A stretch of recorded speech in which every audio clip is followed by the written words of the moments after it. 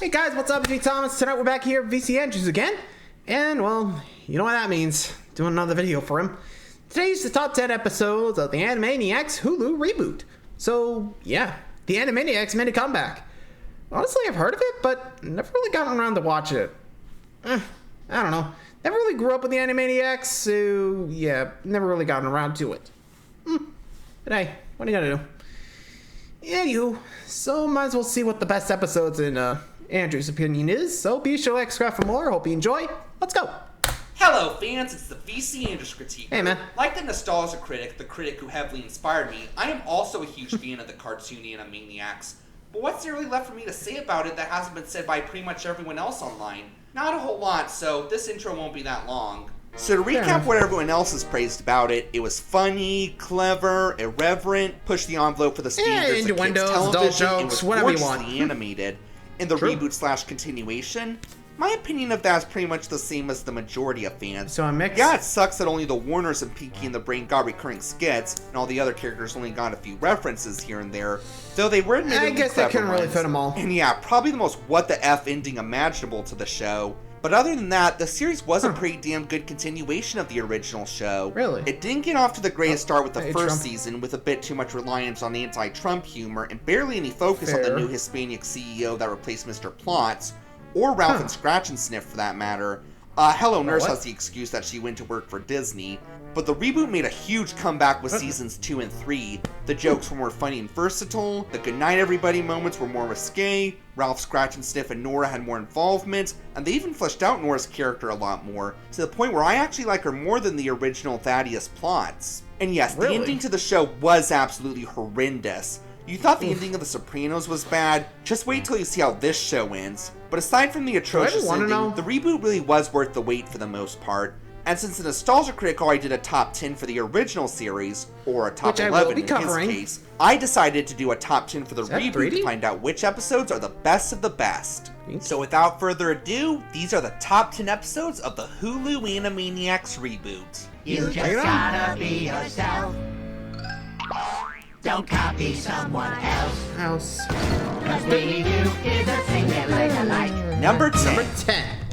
The Island of Dr. Warnero. This episode is not only awesome because the Animaniacs spoof of the Island of Dr. Moreau is loaded with possibilities, but I say they more than exploit those possibilities. The Warners are whale watching one day, but get stranded on an island. While there, they meet these mutant creatures that look and sound an awful lot like them, but are the exact opposite personality-wise. Namely, they're reserved and completely subservient to Brother, in this case, the identical twin brother of Dr. Otto Scratch and Sniff we've never heard of, Jurgen Scratch and Sniff. Jurgen reveals that he and his brother Otto used to be nearly inseparable, but when Plotz assigned his brother the incredibly demanding job of trying to keep the Warners in line, the two never had any time to spend together anymore. Oops, sorry buddy. We stopped listening a while ago. We got bored. But don't worry, it's not you or your story. It's both. Hey!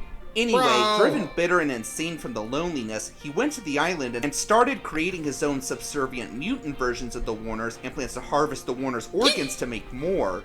So at first glance, the idea of putting Scratch and Sniff, a long-lost brother who he had never mentioned, does sound a little forced, doesn't it? But honestly, it was executed in the perfect way. If you had the job of keeping these three in line, it probably would dominate your life, regardless of how close you are to your family. And it's implied that Scratch and Sniff never told them about Jurgen because he didn't want them pestering him as well. Yeah, that actually is a very sad backstory. The Warners are just thoughtless pricks for not caring. And him being hurt enough to go full Dr. Moreau and create obedient Warner clones is another great addition to the Lost Brother premise. Another thing I love about this episode is its attention to detail with the original series. So for those who don't know, Scratch and Sniff used to have Albert Einstein-like hair, being a German doctor and all. But during his aggravating first therapy sessions with the Warners, he kept tearing out his hair bit by bit in frustration until he was completely bald. I can't remember the fact that Scratch and Sniff used to have hair being acknowledged ever again prior, so the filmmakers could have easily forgotten this fact and made Jurgen bald as well. But no, they actually remembered this little-known fact, and Jurgen would have still had his hair, having not been through his brother's horrors. That's admirable devotion to the original series. And there it goes. On top of that, the designs of the mutant Warner clones are delightfully twisted and surreal, though not quite as bizarre as the fact that they're subservient, quiet, and respectful versions of the Warners. Couldn't have imagined seeing that until Doug Walker acknowledges the Channel Awesome controversy of 2018. I guess what really keeps this episode from being higher on the list is the writing is not especially humorous. It's got a couple funny lines, don't get me wrong. You can't let them treat you like this. You're living beings, not unpaid interns. Why do you have a picture of Dr. Scratch and Sniff in your wallet? Yeah, that's so weird. I keep all my pictures of him on my belly. But I just don't feel it was as sharp or funny as most of the other episodes. But still, it was a great way to execute a supposedly forced concept of giving Dr. Scratch and Sniff a long-lost twin brother via probably the best spoof of the Island of Dr. Moreau since the Treehouse of Horror number 13 segment on The Simpsons. By the way, do you guys want to see an oldest versus median versus newest of Dr. Moreau in future? Let me know in the comments. Number 9. Good Warner hunting.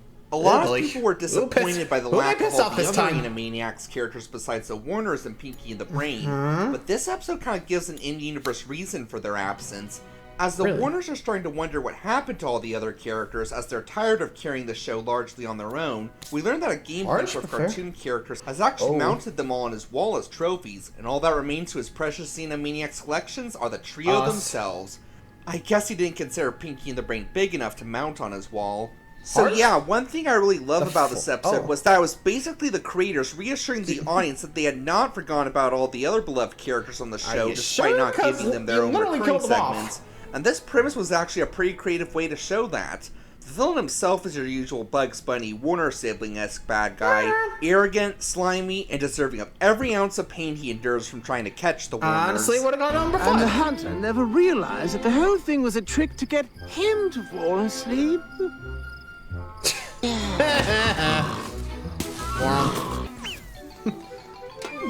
Nom. Oh, how is this possible? Okay, how? But he is eventually able to capture the trio, so kudos for that. That's pretty hard to do, and takes him to his place for mounting. Okay, I am about to reveal a major spoiler here. I usually hide spoilers in my countdown videos, but I've decided not to here. Aw, is it because you're real bad at it? I am not bad at hiding spoilers. Hey. Not too bad anyway.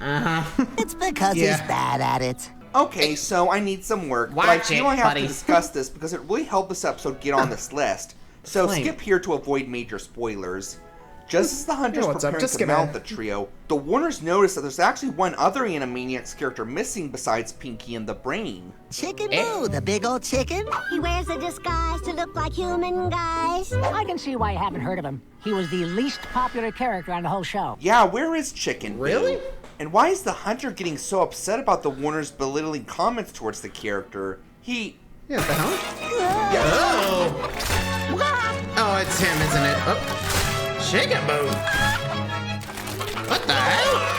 Ugh. Oh my god. The hell? Chicken Boo actually had a good disguise for once. So it turns out Chicken Boo was pissed because the showrunners had said he couldn't be in the reboot since he was allegedly the least popular character of the show. So his thinking was, if I can't be in the reboot, none of the other characters can either, hence his actions. That was an absolutely perfect way to write the other characters' absence into the story. And best of all, the characters turn out to actually not be dead and prepared to deliver a very justified ass-whooping on Chicken Boo. Even if it's only a few split seconds and none of them speak, seeing all of the original characters back for these few seconds is just so awesome. Plus, how crazy is it to see Squint and Mindy look enraged? I don't remember them without expressions once in the original series. As sad as it was that the rest of the cast wasn't included regularly in the reboot, it is comforting to know that they had the perfect story to explain that, complete with a Chicken Boo disguise that we actually could not see through, and more importantly, proof that the showrunners hadn't forgotten about all the other characters. All I can really say now is, you may wear a disguise to look like human guys, but you're... Well played.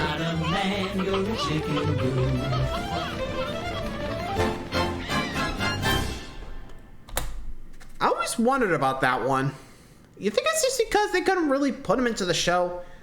I mean, with the Animaniacs in the original, it was kind of just like, okay, let's see what kind of characters we got tonight. Oh, okay. Group A, you're going in. And Group B or something like that, I don't know. It was just like, kind of like a flip the coin to see who was coming up. I guess they wanted to focus on, you know, the Animaniacs, you know, the Warners. and Pinky and the Brain because, you know, a lot more concise, they get more stories out of them. But shouldn't they at least leave 4? I mean, I kind of wanted to see the squirrels come back. Or maybe the pigeons. I don't know. Maybe top 4 go in. You know, that way spread it out more. Maybe it would just been Hulu, but I don't know for sure. Like I said, I ain't a showrunner, so I can't say what's going on behind the scenes. I know I paused early, but I'd pointed it out. Move it on. Number 8. Number 8. Ground Mouse Day. Number 8. Didn't you just... Ground Mouse Day. Just a heads up, this is only going to be one of 2 Pinky and the Brain shorts to make the list. All their shorts in the reboot are great, don't get me wrong, but only 2 of them were good enough in my opinion to make the best of the best list. But in any case, this episode, as I'm sure you guessed by the title, is a very funny spoof of the classic Bill Murray movie Groundhog Day. Pinky and the Brain are in Punxsutawney, Pennsylvania for Groundhog Day. Shh, you wanna get sued? Right, sorry. I mean Pittsburgh, Woodchuck Pennsylvania Day. for Woodchuck Day. His There you plan go. being to pass Pinky off as Pennsylvania Bill and tell everyone that he did see a shadow and it's 6 more weeks of winter. The plan being to get everyone to buy a snowboards program to push the snow off a slope powerfully enough to form an avalanche over Pittsburgh, right when the world's That leaders work? are there for the G20 summit, trapping them and thus allowing him to take over the world. Pinky, of course, Let me screws up and guess. tells everyone he doesn't see a shadow, and everyone buys surfboards for spring instead of rain snowboards. But the next morning feels eerily like the first, from the radio announcement, Pinky's stupid comment, the same annoying acquaintance from their days in the lab, and so on. Brain reasons that this is due to a saying of philosopher George Santayana. But are we sure Santa's first name is George? Anyway, Not his that, saying said is, George. he who can't remember the past is doomed to repeat it, which Brain interprets as fate's giving him a chance to correct his mistake and take over the world.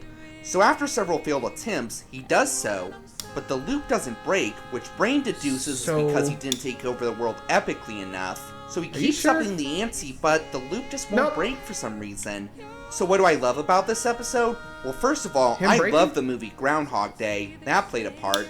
But So, second, the interesting movie music. Groundhog Day does at first glance sound a little hard to adapt into a Pinky and the Brain sketch. I mean, how do you take over the world via a time warp of the same day? Well, the writers cleverly found ways for that, from Pinky feeling miserably at declaring 6 more weeks of winter. You'll say, there is my shadow. There. Where is my shadow? Where? There, not Just where. say, yes. No. Pinky, your stupidity never ceases to amaze me, but other examples include Brain part of dialing it. numbers thousands and thousands of times to find the President of the United States. Not Biden, but some lady. Maybe there were President concerns Walsh. about portraying Biden as a coward, but in any case, we got a female president. That's awesome. Anyway, he tricks her into giving information about herself to exploit in the next repeat as an omniscient space god to trick her into surrendering the United States to him, and does the same for the other world leaders. Oh yeah, that brings me to another reason I love this episode. Since it won't disrupt the status quo, being a time loop and all, the Brain actually is able to take over the world in this episode, not just once, but hundreds and hundreds of times, even if it's all completely reverted with the clock ringing.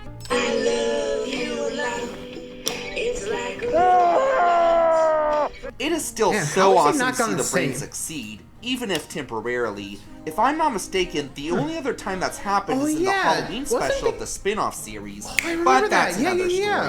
yeah. And of course, there's the multiple references to the classic scenes of the movie Groundhog Day. Most of them are hilarious, but I think the funniest is the most obvious. The circumstance in which I find myself is rather like that awful, repetitive Bill Murray film, Pinky. Bah! And to think some people actually liked Garfield, the movie. By the way, if you're wondering how the loop breaks, well, it turns out fate wasn't giving the Brain a second chance. Pinky was just plugging in his time turner every night thinking it was a noise fan. If there is one thing about this episode that's a little questionable, what's going on here. I think it would be this. Oh, and their oxygen will run out in 2 hours. So don't dilly-dally too long. I don't know, the Brain just never seemed like he'd stoop this low. I mean, his world domination plans do often involve harm to others, but I can't remember him ever threatening to actually murder anybody. Then again, Yeah, that's a maybe that was first. just to indicate he was going insane from being in the loop for so long. Outside of that, this is not only a hilarious spoof of one of Bill Murray's best movies, but since it wouldn't disrupt the status quo of the premise, it allowed us the very satisfying sight of seeing Pinky and the Brain actually take over the world. Not just once, but hundreds and hundreds Yeah, of nice. times. Not much else I can say about this awesome episode except...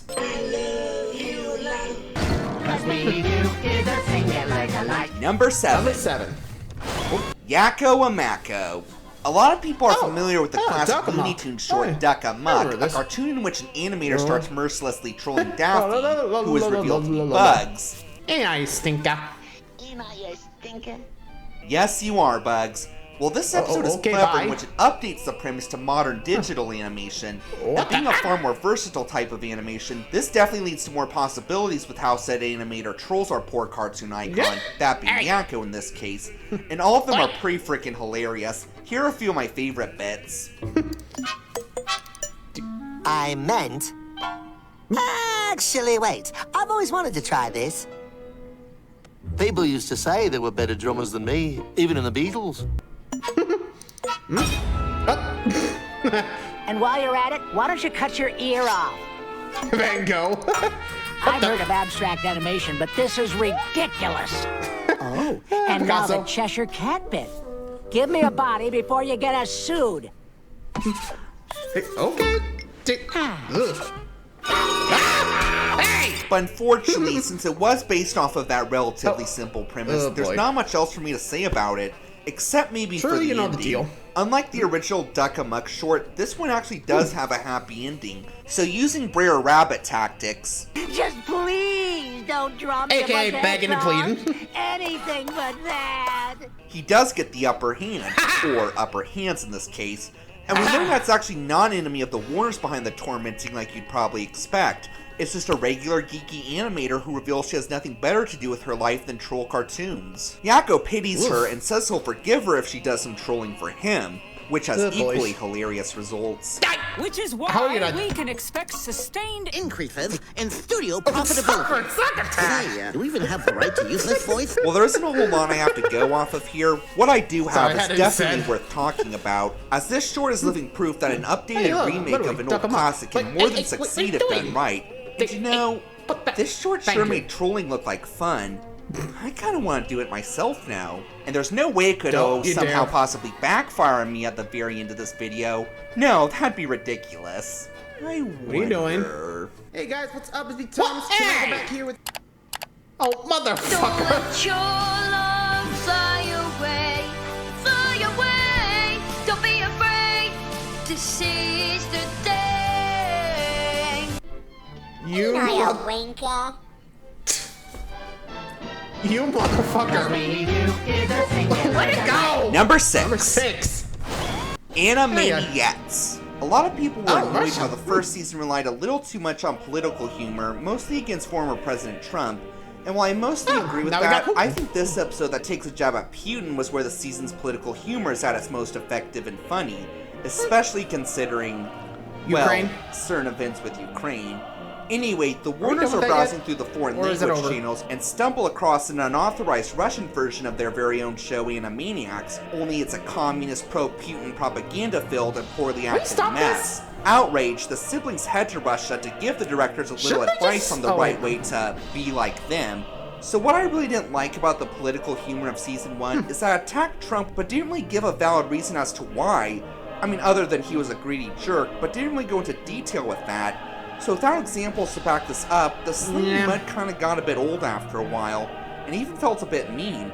I can't believe I'm saying that about Trump, but I mean it. This short is an example of satirical political commentary done correctly, because when they attack Putin here, they showcase why he deserves such contempt. He basically runs Russia as a totalitarian dictatorship in all but name, with strict censorship, propaganda praising himself everywhere, government spying on people, and strict punishment for stepping out of line. In other words, they're backing up their claim for why Putin sucks, but even acknowledges at the end that not all Russian people are bad, they just have an egotistical idiot in power. We know the feeling, comrade. And I have to admit, that jab at Trump did kind of make me laugh. Anyway, most of the communist spoofs of Animaniacs that the Russian studio is producing are pretty freaking funny. What do we accomplish tomorrow evening, Rasputin? Same thing we accomplish all evening, moron mouth. Support current leader and ask no question. I am Ivan the Terrible, zany depiction of beloved historical figure. Mr. the Terrible, Are they fucking kidding me? I am torment you for funny effect. And did we forget the piano piece that was actually performed and written, at least in part, by original Animaniacs songwriter Randy Rogel, and it really feels like Rogel's music style. To be like me, all you gotta be is perfect, funny, cute, and smart and strong. The big idea, it's everything you see. And always stand up for your mate. Use the pen and not the sword when you're in a fight. You can write a clever rhyme, turn your foes into a mime, and then sign off by wishing everyone good night. Yeah, it's probably the best song in all of Season 1. Of course, Putin won't stand for this song portraying nonconformity in a positive light, and sends his guards to arrest the director. But if you feel this wasn't warranted since he didn't actually direct the song, listen to this comment he makes earlier. He's funny because female not smart enough to be medical professional. Yeah, this asshole definitely got what he deserved. Again, I really think if the creators had bothered to showcase examples of why Trump deserved all that roasting, they wouldn't have gotten so much slack about it. Because from what I've read, I've hardly read any slack about this episode online. I mean, I'm sure what Putin is currently doing to Ukraine played a part in that, but the fact still remains that these are political jabs done right, complete with an awesome Randy Rogel song that concludes with one very true piece of advice for creating good arts. You just gotta be yourself. Don't copy someone else. Cause being you is a singular delight.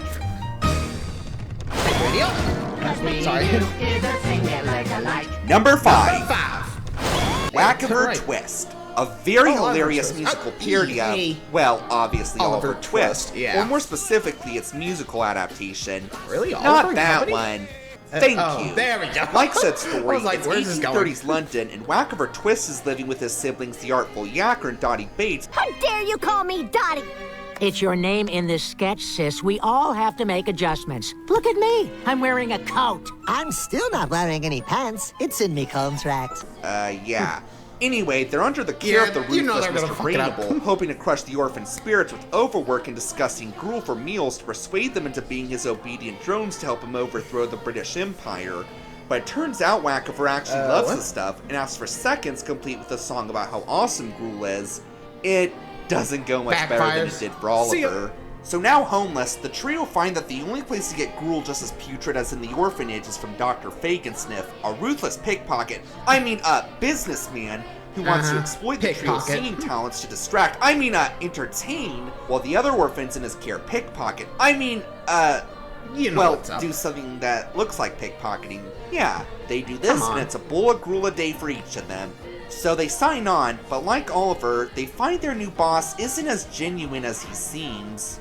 So yeah, like the Dr. Moreau spoof, an Animaniacs spoof of Oliver Twist is just loaded with comedic possibilities, and for the most part, this episode takes advantage of them. Like stated before, the brain is Mr. Bumble in this version, and mistreats the orphans as part of a scheme to take over the world. That's really funny. And they actually follow through with this in the finale. And most of the parodies of the songs from Oliver the Musical are pretty freaking good. Glorious food. Gruel, gruesome old gruel, tastes like milky fishes. Consider yourself at home. Consider yourself one of the family. Conceive of yourself freelance. Conceive of yourself not a real employee. You got to pick a pocket or two. You got to pick a pocket or two, boy. You'll have to sing a song for your gruel, boy. Have to sing a song for your gruel. One thing about this episode that really interests me is its portrayal of Fagin, or in this case, Fagin-Sniff. If you aren't familiar with the original Oliver Twist story, let me give you some context. Fagin was still a dirty criminal, but he wasn't completely rotten. He did have some kind moments towards Oliver and did feed him decent food while under his care, even if it was kind of manipulation. And he did die on decent terms with Oliver. This Fagin is a heartless, cold-blooded asshole without one empathetic bone in his body. I know I've said this before, but can I have seconds? 1 meal per day, no more! So go out and sing and dance, and if you pee your pants, then I don't give a... Well, not everybody. Thank you. 9? Your shift goes for another 8 hours. I get that Scratch and Sniff is now more cruel in this series, the idea being that he is done being a nice guy to the Warners after all the shit they've put him through. But seriously, this honestly may be the most evil portrayal of Fagin in any Oliver Twist adaptation. At least in The Orphanage, they got 3 bowls of gruel a day instead of just 1. And it's also kind of funny how the Artful Dodger and Charlie Bates, who Yakko and Dot portray, are reimagined as good guys here. And then there's the callbacks. The song the Warners sing while distracting the citizens of Britain is a parody of The Nations of the World, only with British cities. Plus, this episode marks the only appearance of Mr. Plotz in the entire reboot. He appears as the judge who's about to sentence the wrongfully convicted Warners. Read the original Oliver Twist story for more context. It's a relatively short scene, but it is still so awesome to see Plotz again in this short time, and he's just as over the top and short-tempered as ever. Passing fake currency? Double their sentence! 20 years! And topped off by giving us a Pinky in the Brain scheme that is not shown to fail, hinting that in this particular universe it actually succeeded. We have one funny, clever, and pretty original retelling of Oliver Twist. Well, I mean, it does work out. You gotta love it. I might have to check out the old Oliver Twist, you know? Well, what are you gonna do? Anyway, final 4, here we go. Number 4. 23 in WB / Season 3 in WB. Okay, I'm cheating a little here because this technically is the Season 2 finale and Season 3 premiere, but it is a two-part story, so give me some slack. Anyway, like mentioned before, where Season 1 barely utilized the new CEO, Rita Narita, Season 2 was another story, but this episode is probably where she has the most impact. After a DNA test, the Warners find they're actually related to Nora, and thus are eligible to join her at the Norita family reunion, where she and all her relatives try to suck up to, pay respect to their super wealthy great-grandmother, Flora, in order to become her heiress. Favorite relative. In any case, she reveals she's going to leave her fortune to all of them if they wear these ugly masks on their face all night, but said masks turn them into monsters and... Oh wait, no, I got confused with the Twilight Zone episode with a similar premise. She actually says her heiress is whichever relative wins the most amount of challenges in family games, complete with a pretty catchy song playing in the background now. And since the Warners are the only ones with any genuine passion and interest in her family activities, they end up winning every challenge and thus become her heirs. But the DNA test was a mistake. Ralph's actually Nora's relative. And bearing a strong resemblance to her long-lost brother Alfonso, Grandma Narita names him the heir to her fortune and the new CEO of Warner Brothers, leaving Nora with Ralph's security guard job. But since Nora turns out to be a much better security guard, the Warners agree to work with her to help her get her job back. While far from the funniest episode of the show, it's definitely one of the best stories the reboot's offered us. For one, it's really cool to meet Nora's extended family, even if it is sad that the only ones who actually care about her and not just her money are the Warner siblings, who turn out to not actually even be her relatives. Plus, talk about a twist ending. While I wasn't 100% shocked by the reveal that the Warners aren't actually Nora's family, I did not see the twist with Ralph coming at all. And the season ending where he becomes the new CEO of Warner Brothers, complete with terrible movies, talk about a suspenseful cliffhanger. It was a bit hard to wait a year and 2 months to see what would happen next. And of course, there's the movie references. I assume this is going to be a classic chocolate factory tour to see who is most deserving type of thing. Charlie and the Chocolate Factory? Who would dare interrupt our Lord of the Flies bit? Yeah, I'm Frodo. Should we tell him? Hell, the Warner's Guild escape attempts are packed with them, from the Shawshank Redemption, the Dark Knight movies. I see your Dark Knight aerial stunt and raise you a Dark Knight Rises aerial stunt. It is a worse film in almost every way, but it is the cooler set piece. And maybe Ocean's 11 with Yakko's attempt. And you have to admit, Nora really deserves credit for being one of the only people ever to get the best of the Warner siblings. Well, not quite the first. The way Nora owns them is just so admirable. Like, she's literally 20 steps ahead of these kids no matter what they do. You're lucky if you get even 3 steps ahead of these 3. And it's all topped off by proving what an unqualified dope Ralph is to Flora by feeding him meat, causing him to go insane. What more hilarious way to maintain the status quo? And topped off with the lovely sight of Ralph chasing the Warners into the distance, this well-written and engaging story ends on a very high note indeed. Depends who you're looking at. Number 3. Warner Games. This is definitely one of the most visually impressive episodes, although despite the title, the premise is actually much more similar to Tron than War Games. Wacko's become addicted to a new Mario Brothers ripoff game, hence why the Super Mario Brothers theme is playing in the background now, which Yakko and Dot quickly fall under the spell of as well. After 6 months of playing the game non-stop, they finally have unlocked an Easter egg that allows them to enter the game, and incur the wrath of the game characters from the Italian Plumber Brothers, Hispanic Carpenter Sisters, Maria and Luisa, the giant ape Donkey Kong, Jackass Come on, Monkey. really? And yes, you did hear that name correctly. Anyway, they're all pissed with the trio because playing them non-stop for 6 months has exhausted them. But they do so advise them that the only way out is to beat the golden versions of themselves in the ultimate challenge. But first they have to deal with Ralph getting his hands on the game controllers.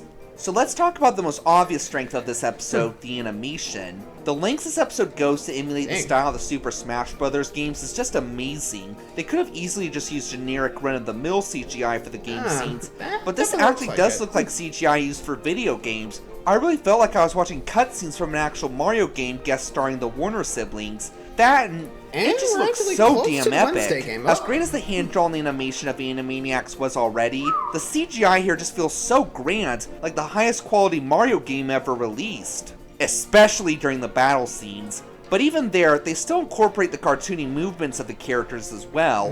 Then, the writing's actually pretty sharp too. They don't get to disappear for months on end. Warner Brothers has standards! Well, not artistic standards, obviously. Hey, she's just copying me. Sure, but we're just copying the Marx Brothers, so, you know, glass houses, unable to move freely.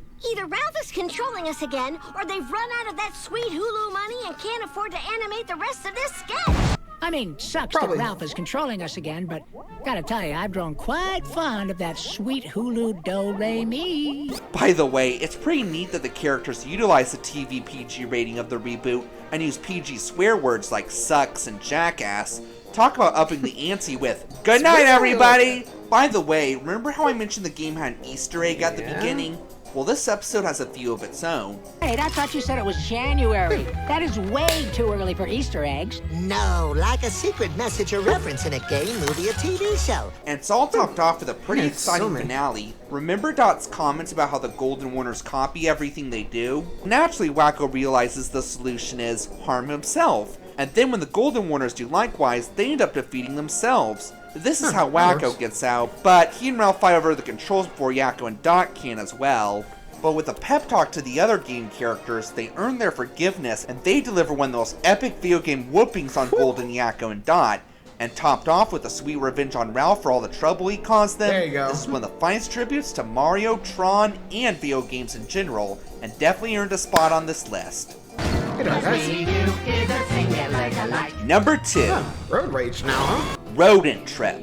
If you're disappointed by the lack of Pinky and the Brain episodes on this list, take comfort in the fact that one of their segments did earn second place. Anyway, the Brain's latest world domination plan is designing the absolute perfect car and selling it at only $10. His plan being to get everyone on Earth to want to buy one, and once they do, he'll imprison them inside said cars with a clicker and not let them out until they surrender the world to him. Pretty good plan. So after nearly dodging an Acme Lab security guard by hiding in the car, which thankfully can camouflage, the two set to put their brilliant plan in. Let me guess, they accidentally pressed the button. Uh-oh. Dear me.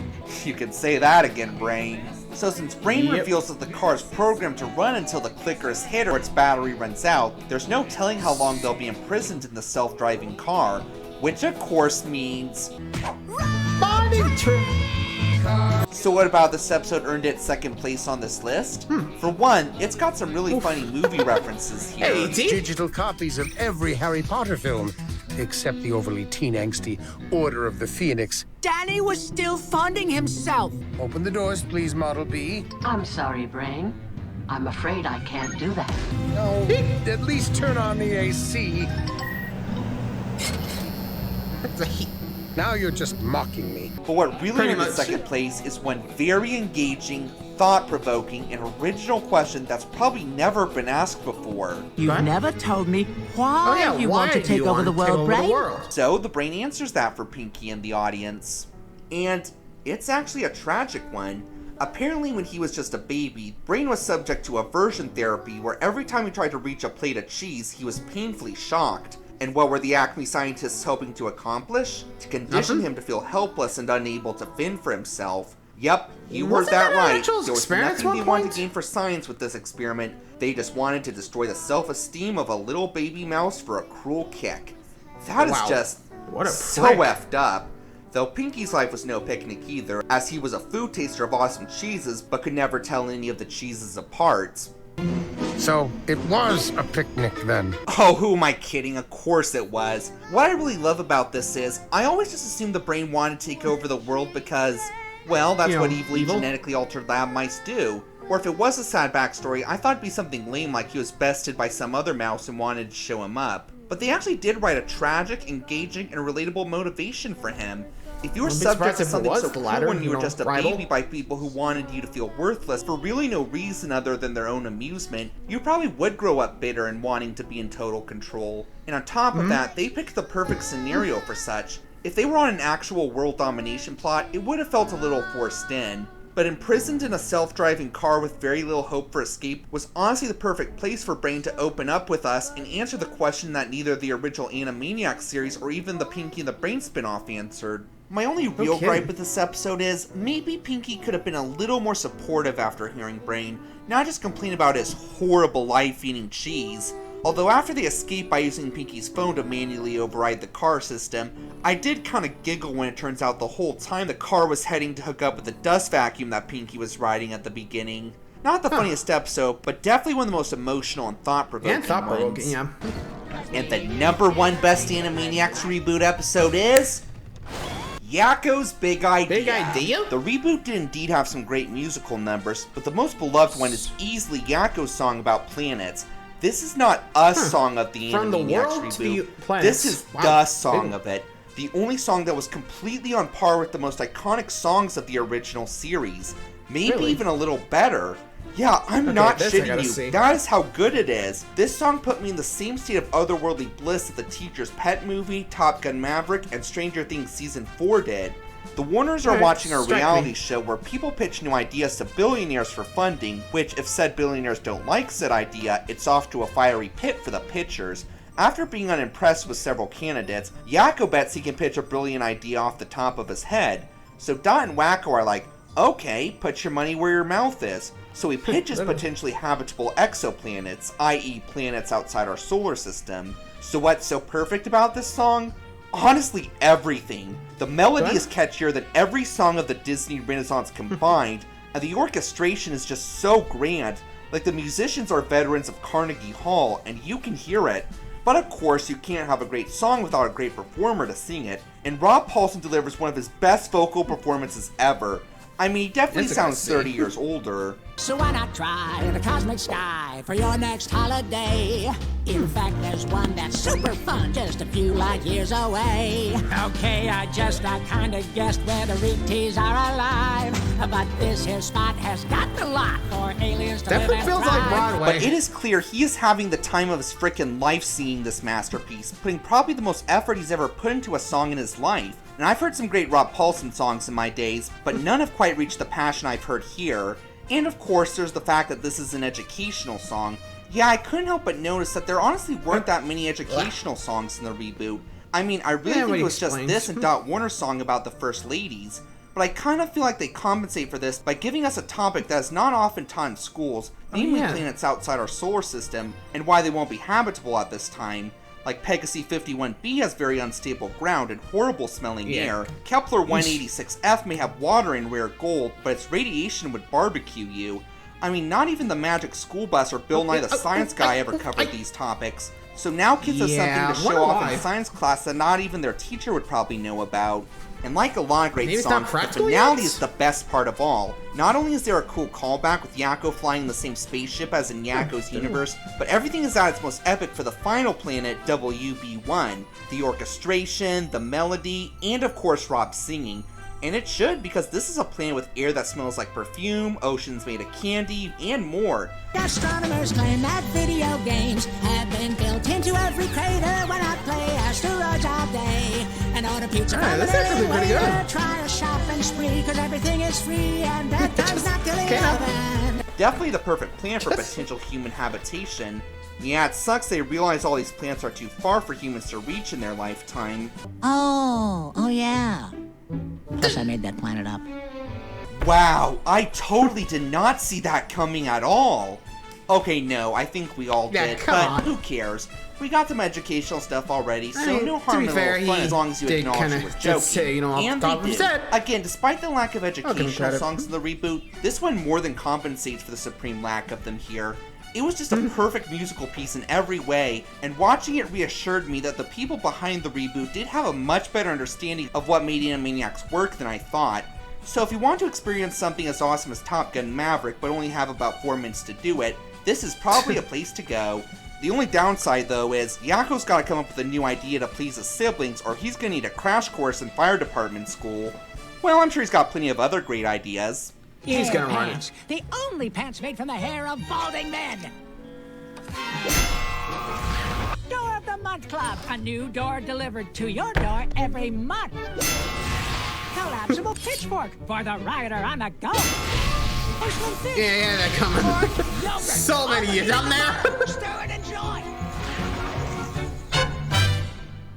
You done? Well, that's all I got for... Oh. You love me. We're a happy family. Now I the stinker. Yeah, pretty. Oh yes, no, wasn't me. Ain't I the stinker? I think I actually remember recording that for like oh yeah, the Top 10 Worst Christmas specials. I think that was supposed to be the ending for that for me. So yeah, that's what you get, boy. Don't do that again, otherwise Bonnie's coming back for you. Oh, that's, I swear. That to be said. Anyway, there you go. Let me know what you guys think, and until next time, like Scott for more. See ya.